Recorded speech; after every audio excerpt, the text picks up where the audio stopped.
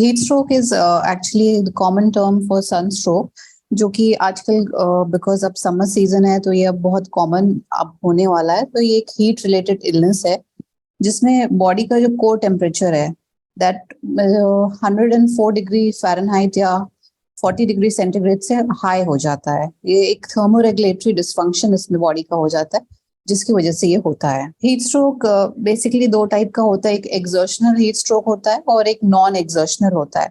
जो एक्सर्शनल वाला है, जैसे कोई एक्सरसाइज कर रहा है, कोई विग्रस एक्टिविटी कर रहा है, उसकी वजह से जो हीट स्ट्रोक है उसको heat stroke because of exertion बोलते हैं। दूसरा है कि सिर्फ आप सन के एक्सपोजर में हैं बहुत ज्यादा गर्मी में और आपका जो नॉर्मल थर्मोरेगुलेटरी मैकेनिज्म है बॉडी का वो इससे कोप अप नहीं कर पाता, तो ये एक नॉन एक्सर्शनल वाला हीट स्ट्रोक होता है। हीट स्ट्रोक के सिम्टम सबसे पहले जो सिम्टम इसमें आएगा कि बॉडी का जो टेम्परेचर है वो शूट कर जाएगा। सो जो बॉडी कूल डाउन करने का एक ऑर्गन होता है हाइपोथैलेमस, वो काम नहीं करता। इसकी वजह से आपकी बॉडी का टेम्परेचर हाई रहेगा। स्वेटिंग एक्सेसिवली, जब अपने एक्टिविटी कोई कर रहे हैं वो भी बंद कर दिए उसके बाद भी आपकी स्वेटिंग कंटिन्यू रहेगी। पल्स रेट आपका हाई हो जाएगा। धीरे धीरे ब्रेन में भी इसमें सिम्टम आने लगते हैं क्योंकि ये एक सेंट्रल डिस्फंक्शन इसमें हो जाता है। तो आपको चक्कर आने लगेगा, आप बेहोश भी आप हो सकते हैं या आप कोमा में भी जा सकते हैं क्योंकि एक लाइफ थ्रेटनिंग इलनेस है। इसके अलावा आपको वॉमिटिंग का मन कर सकता है। ये सब इसमें आते हैं। और जो आपके वाइटल ऑर्गन्स होते हैं जैसे किडनी, लिवर, ये भी at a later stage affect हो सकते हैं। डिहाइड्रेशन एंड हीट स्ट्रोक में कोरिलेशन ये है कि बिकॉज जब हीट स्ट्रोक आपको हो रहा है उस टाइम पे नॉर्मल जो स्वेटिंग हो रही है, बॉडी के हीट लूज करने के बहुत सारे मैकेनिज्म होते हैं, तो उसमें स्वेटिंग भी एक टाइप का मैकेनिज्म है जिसकी वजह से नॉट जस्ट वाटर, आपकी बॉडी से बहुत सारे इलेक्ट्रोलाइट भी लॉस हो रहे हैं, like sodium and potassium and all. तो उसकी वजह से बॉडी में जो हो जाता है डिहाइड्रेशन, वो दोनों कोरिलेटेड ही हैं। और कंडीशन में भी जैसे लाइक आपको डायरिया या ये सब हो तो भी उसमें भी आपका इलेक्ट्रोलाइट लॉस होता है। तो दे आर कोरिलेटेड, बट इसमें प्रॉपर आपको फ्लूइड और सिर्फ फ्लूइड रिप्लेस नहीं करना है क्योंकि it's not just plain water जो लॉस हो रहा है, तो आपको लाइक इलेक्ट्रोलाइट्स भी जो है वो भी रिप्लेस करने पड़ेंगे। हीट स्ट्रोक जैसे मैंने आपको बताया कि वही जो पेशेंट्स का हाइड्रेशन स्टेटस नहीं मेंटेन या पहले से ही कोई मेडिसिन पे है, लाइक डायबिटिक है, इम्यूनो कॉम्प्रोमाइज्ड है, जैसे HIV एड्स पेशेंट या फिर ऑन कीमोथेरेपी कैंसर पेशेंट्स, ये सब ऑलरेडी कॉम्प्रोमाइज्ड होते हैं, इनका हाइड्रेशन स्टेटस पुअर होता है। इसके अलावा जो बच्चे हैं या बहुत एल्डरली है, उनका भी हीट कोप अप करने के लिए जो बॉडी में एक ऑर्गन है हाइपोथैलेमस, वो इतना फंक्शनल ना हो, उसकी वजह से ये प्रॉब्लम आ सकती है। बट एज सच एवरीबडी, अगर आपने हाइड्रेशन मेंटेन किया हुआ है, अगर आप अच्छे से डाइट ले रहे हैं, सारे प्रिकॉशंस ले रहे हैं, तो आप इससे प्रिवेंट कर सकते हैं। ऐसा नहीं है कि ये सब चीजें अगर आपको हैं तो आपको होगा ही होगा। इट्स नॉट इतना ज्यादा रिस्क इन केसेस में नहीं है एज कम्पेयर टू जो बाकी बीमारियां हैं। इसमें अगर आपने मेंटेन किया हुआ है अपना फ्लूइड इनटेक, तो ये सब आपको नहीं होगा। नॉर्मली ये कॉमन पीपल में ही होता है। तो जो अब लाइक बाहर काम कर रहे हैं या फिर, इसके लिए आपको क्या करना चाहिए इमिजिएटली है कि अगर आप उस टाइम कोई एक्टिविटी कर रहे हैं, एक सपोज आप एक्सरसाइज या कुछ भी काम कर रहे हैं, तो आप वो काम करना उस टाइम बंद कर दीजिए। शेडी प्लेस में आइए जहाँ पे ज्यादा धूप नहीं है। और अगर आपने कुछ भी ऐसा बहुत हैवी पहना हुआ है वो सब रिमूव करिए। इसके अलावा अगर कोई आपके साथ है तो वो आपको थोड़ा सा कूल डाउन करेगा, आपको ठंडा पानी देगा। और जो भी फैन वगैरह अगर वहां पे कुछ है वो सब ऑन करिए। प्रॉपर विंडोज खुली रहे, थोड़ा वेंटिलेशन वहां पे हो जाए। ये आप इमिजिएटली कर सकते हैं। अगर आपके पास उस टाइम आइस पैक्स हैं या कोल्ड वाटर है तो वो आपको अपने ऊपर अप्लाई करना है, या क्योंकि आपको बॉडी का जो टेम्परेचर है वो नीचे लाना है, ये आपका मेन एम है।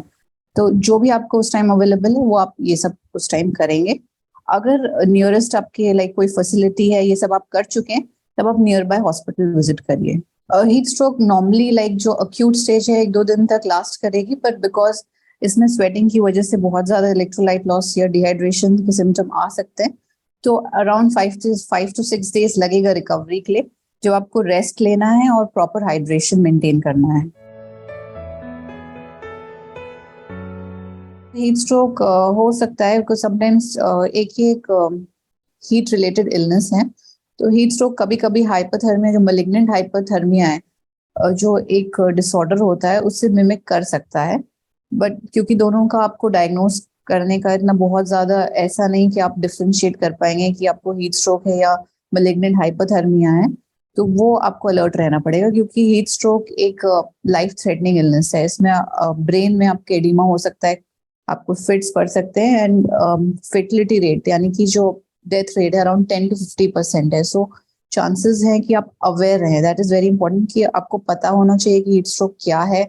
जब तक आप अवेयर नहीं रहेंगे, you will not take measures to prevent it. तो यही इसका एक प्रिवेंशन है कि पीपल एजुकेटेड रहे, अवेयर रहे कि हीट स्ट्रोक होता है, उसमें इमिडिएटली क्या करना है।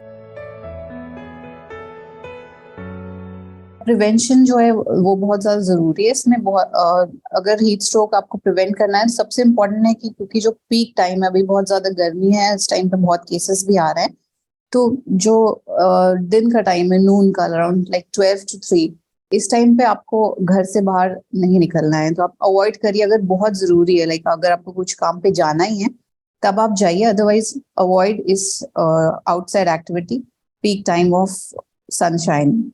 इसके अलावा आप लाइट क्लोथ्स वेयर करिए, कॉटन के हल्के कपड़े इस टाइम पे आप पहनिए, बिकॉज बहुत ज्यादा लाइक स्वेटिंग एंड ऑल इसके चांसेस हैं। तो आप हमेशा एक इलेक्ट्रोलाइट वाला या तो आप सैशे कुछ कैरी करिए, या लिक्विड या लाइम वाटर कुछ भी आप कैरी करिए अपने साथ, ताकि आप पानी अपने बॉडी में रिप्लेस करते रहें। फुटवेयर वगैरह आप लाइट पहनिए, बहुत ज्यादा कवर नहीं करना है आपको इस तरह से।